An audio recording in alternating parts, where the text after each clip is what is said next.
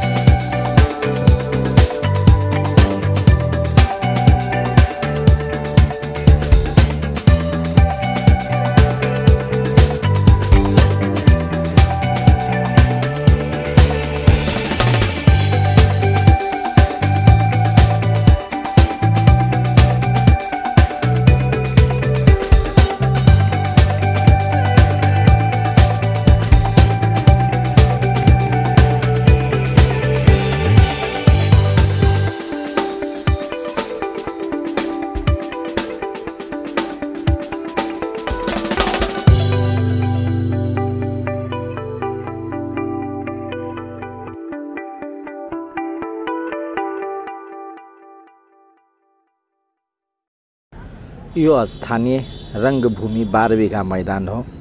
रामायण कालमा भनिन्छ यहाँ सीताको स्वयंवर भएको थियो। सीता स्वयंवर यसै स्थानमा भएको थियो। भारतीय दूतावास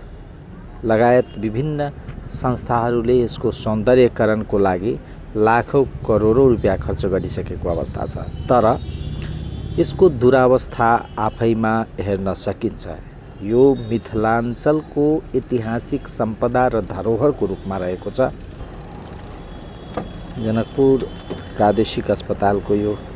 छेउमै रहेको कारणले यहाँ एम्बुलेन्सहरूको पार्किङ थलो बनेको छ। अस्पतालबाट निस्किने यो फोहरहरू पनि यतिकै फालिएको अवस्था छ, जताततै फोहर फालिएको छ।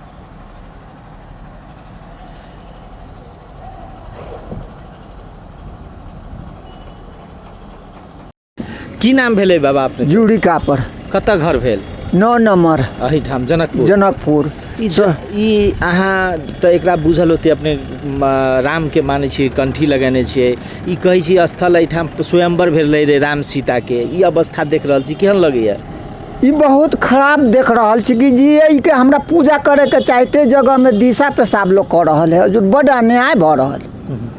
जबकि करोड़ों रुपया में आ गेले आ लेट्रिन बन गेले ओकरा कोनो देखभाल नहीं भेले अखन तक लोग जहाँ मन हो तहाँ बैठे छी जहाँ मन हो सुतो वाला जगह में मतलब जो दिशा पेशाब करै छी लोग अबै छी चंदन लगबै छी इंडिया से या मतलब जो नेपाल में मतलब जो दिशा फिरै छी तो बड़ अन्याय भ रहल छै जेना ई एकरा बुझल अपने एहने अपने तो बहुत कते उमेर भेल अपने के हमारा मतलब जो कि अखनी नगीरता से 60 वर्ष भ गेल ओना मतलब जो 70 वर्ष उम्र मतलब 70 वर्ष में जना पहिने त नीक अवस्था में रहे 12 बीघा बहुत बढ़िया रहले हजुर अखन एहि बीच में आबि के समस्या भ गेल कि जते कागज पत्र जते के सब जहाँ तहाँ से एही में आइन के फेंकै छै ई न होबे के चाही अगर सीहे मन है तो एगो मतलब जो पानधूर खदिया कोड़ को वही में राखो उठा के ला जाके जहाँ मन हो तहाँ फेंको नहीं रखे के घर में क्षमता है लोग के घर मतलब जो 5 दूर में घर बने हैं तो खदिया में एगो रखो चाहे ओकरा घेरा करके एगो रखो आ सौंसे 12 बीघा के फोहर कर दिल तो न निमन भेले बड़ अन्याय भ गेल कथी करऽ पड़ले 12 बीघा के 12 बीघा के हजुर देखभाल करऽ पड़ले कि जे फोहर न फेकाई मेन समस्या फोहरे भेले जगह जगह में मतलब जे वो गड्ढा है ओकरा माटी धऽ देते वो माटी के ढेउआ मतलब जे की कहै छै कि जे अबै छै मतलब जे की कहै छै कि रास्ते में बिला जाइ छै कि देवी वाला मतलब जे कि ओकरा चाँख नहीं करै छै घूम के हाथ में चल जाइ छै फिर घूम के जब उनका चाँख नहीं करै छथिन कि हमरा सबके बिना पढ़ल लिखल आदमी के हमरा सबके तेहने संख्या लगै छै देखावट में देल छथिन आ फिर भीतरे लौटा लै छथिन कि तेहन समस्या हमरा सबके बुझाइए बोल नहीं सकै छी कि बजै छी कि तो उल्टे मार खाइ छी कि के मारै छी नेता सब मारे छै जे गुंडा के भिड़ा दे छै जे गाड़ी से धक्का दे दे चाहे मार बूढ़ भ गेल एहन बात कहतौ हमरा सबके पेट में लात मारत के अन्याय को भ रहल छै ई सब तो हजुर एक तरफ से ढेउआ पठाबै छै एक तरफ से फिरता ल जाइ न फिरता लगले तो एक काम केला न भेलै उ देख पैसा पठावे वाला व्यक्ति कहाँ रहे जो ओकरा छानबीन नहीं कलकै एहन होबे के चाहिए चलो धन्यवाद सुशील कर्ण हुनुहुन्छ हामीसँग युवा अभियन्ता हुनुहुन्छ सुशील जी यो जुन स्थल छ नि 12 बीघा यसको धार्मिक महत्त्व के हो यसलाई एउटा रङ्गभूमिको मैदान स्वरूप घोषणा गरेका छ र मिथिलाको महत्त्वपूर्ण ठाउँ मध्येमा 12 बीघालाई पनि स्थानीयले सम्मान गरेकै हो यसको त्रेता युगदेखि भन्नाले रामकै समयदेखि सीताको जानकीकै समयदेखि एउटा परम्परागत रूपमा यो ठाउँको बेग्लै महत्त्व रहेका छन् र महत्त्वपूर्ण ठाउँलाई पनि यसलाई जुन दुर्दशा बिग्रिएका छन् त्यो दुर्दशा बिग्रनुमा कतै न कतै राज्यको सँगसँगै हामी स्थानीय पनि दोषी छौँ आज हेर्दाखेरि त्यो ऐतिहासिक भूमि आज कतै न कतै एउटा खण्डरको रूपमा अथवा फोहोर फाल्ने स्थलको रूपमा रहेछ र अतिक्रमण एउटा फोहोर फाल्ने र खण्डर मात्रै नभइकन यहाँ पसल थप्नेहरूको पनि रहेछ यही हाम्रो छिमेकी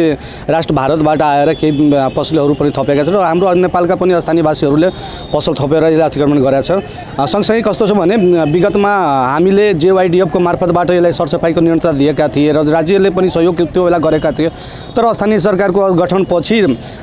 कर्मचारीहरू निष्कासन भयो र स्थानीय सरकारले जुन पहल गर्नुपर्ने त्यो अहिलेसम्म भइराखेको छैन र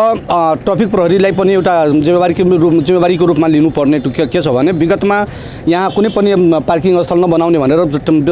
हरिनन्दन चौधरी इन्सपेक्टर साहब हुँदाखेरि हाम्रो सहमति भएको थियो र सम्झौता पनि भएको थियो र त्यो सम्झौता आएर अहिले जुन विभिन्न प्रक्रियागत अनुरूपले ट्राफिक प्रहरी बदल्नु भयो र अहिले आएर एम्बुलेन्सको पार्किङ स्थलको रूपमा रहेछन् यहाँ विकृति पनि भइरहेछन् एम्बुलेन्सका ड्राइभरहरू मार्फत यहाँका चिया पसले अथवा के भन्छ नभन्दाखेरि पनि समाजमा एकदम विडम्बनाको स्वरूप नै हेर्ने हो भने यहाँ चेलीबेटी ल्याएर के भन्छ यौन जस्ता कारोबार पनि व्यापारहरू पनि फस्टाएका छन् भन्नाले एउटा ऐतिहासिक भूमिमा कतै न कतै कुनै न कुनै रूपमा एउटा अपमानितजनक अवस्थामा रहेका छन् र यसलाई जुटाउन यो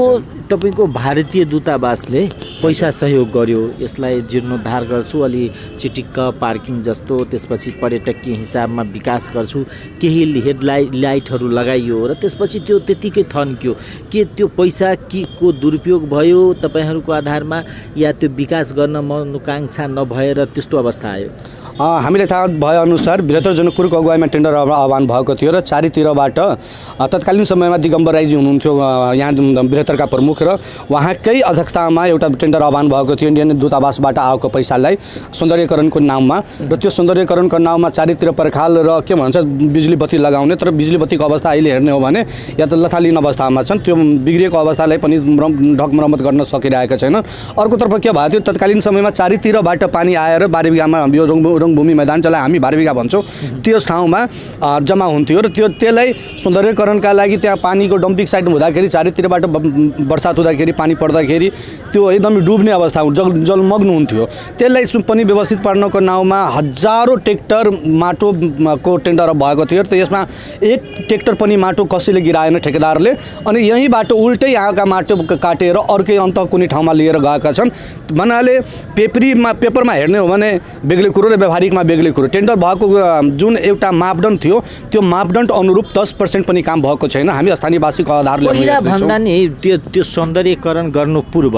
जुन पैसा आयो नि त्योभन्दा पहिला यसको दुरुस्त अवस्था थियो, अहिले आएर झन् खस्केको अवस्था छ। त्यो एउटा डम्पिङ साइटको रूपमा अहिले म पहिला पनि भनेको थिएँ, अहिले पनि जानकी मन्दिरको जुन टाइल्स मार्बल चलिरहेका छन् के भन्छ त्यो सौन्दर्यकरणको लागि, त्यसबाट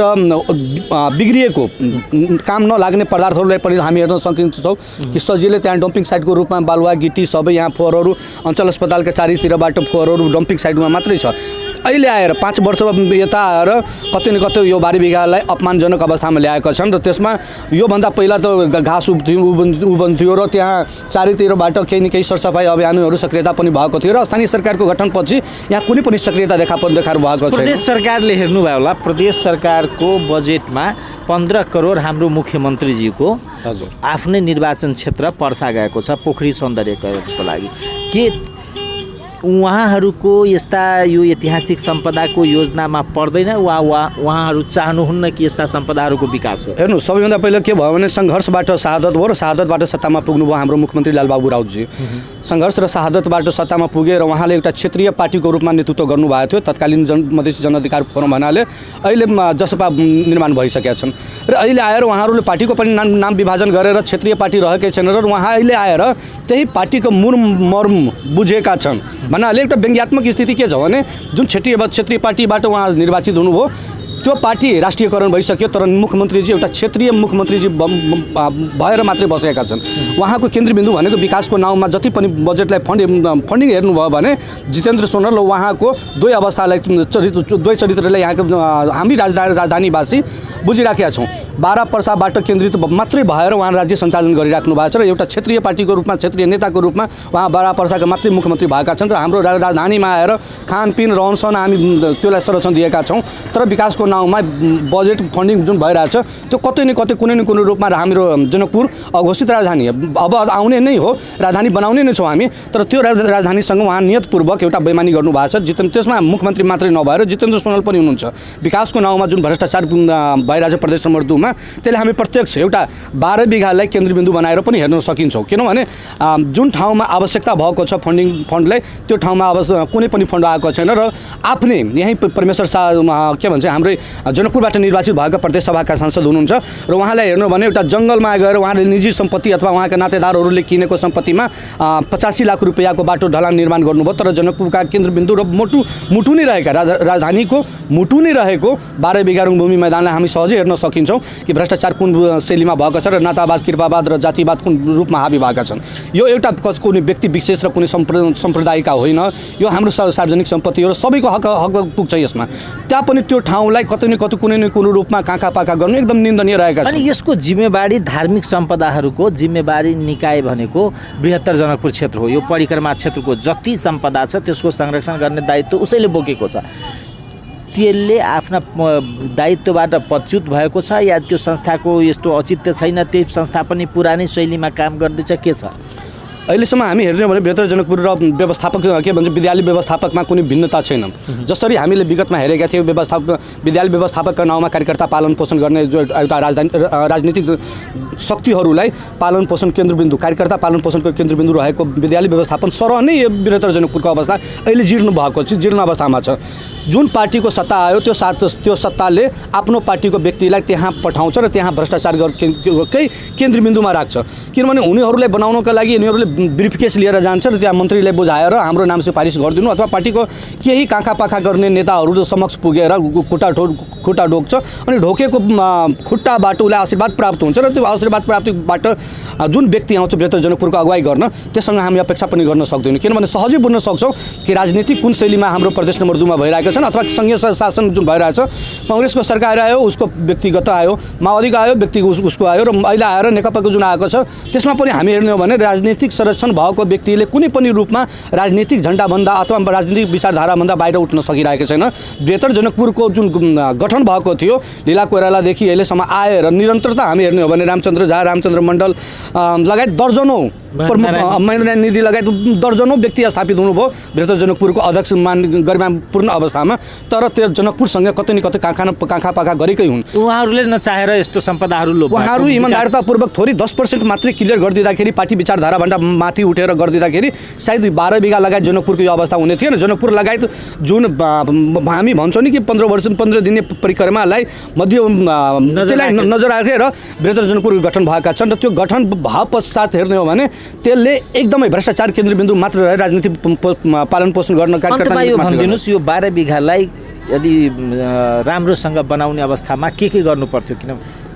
अहिले हामीले जानकारी भएअनुसार राम्रो बनाउनुको नाउँमा जनकपुर उपमहानगरपालिकाद्वारा एउटा ठुलो चलखेल भइरहेछन्। यसको स्वामित्व बर्बाद पार्न एउटा इतिहासलाई ध्वस्त पार्न उसलाई विसर्जन गर्नको निमित्त जनकपुर उपमहानगरपालिकाले एउटा योजना लिएका छन् जुन कि चारैतिरबाट सटर निर्माण गरी जनकपुर उपमहानगरपालिकाको आम्दानीको स्रोत बढाउने जुन रणनीति लिएका छन् त्यसलाई हामी विरोध गर्छौँ र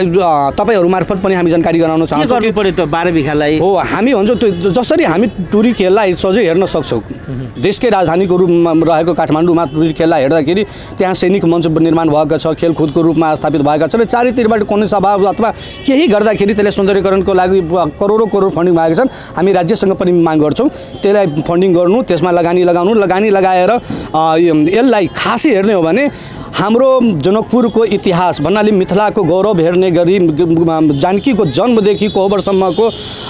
पेन्टिङ होस् अथवा केही त्यस्तो प्लानिङ लाउनु पर्यो। जुन प्लानिङ तहत हाम्रो गौरव झल्किने ठाउँको रूपमा हामी जनकपुरलाई कसरी विवरण प्रस्तुत गर्न सक्छौँ भने त्यस ठाउँमा आउनु पर्यो। अर्को के छ भने टुरिज्मको आधारले पनि खेलकुदको आधारले पनि यसलाई व्यवस्थित पार्न राज्यले पहलकर्मी लिनु पर्यो। साथै के छ भने स्थानीयवासीहरूले पनि जुन अहिले डम्पिङ साइटको रूपमा चारैतिरबाट ल्याएर फोहोर फाल्छ, अञ्चल अस्पताल पनि फोहोर फाल्छ र त्यसरी अतिक्रमण गरेर यहाँ ठेला अथवा केही पसलेहरू एम्बुलेन्सहरू अतिक्रमण गराएको छ। अत्यन्त जरुरी छ तुरन्त यसलाई खाली गराई यसलाई सौन्दर्यकरणको निमित्त फन्डिङ गरेर अथवा चारैतिरबाट एउटा जनचेतनापूर्वक जनकपुरवासी यसलाई के भन्छ जसरी भारतमा गोद लिने परम्परा छ यसलाई कुनै नेताले गोद लिएर यसलाई व्यवस्थित बनाउने अत्यन्त जरुरी देखिएको छ। धन्यवाद हजुर, धन्यवाद।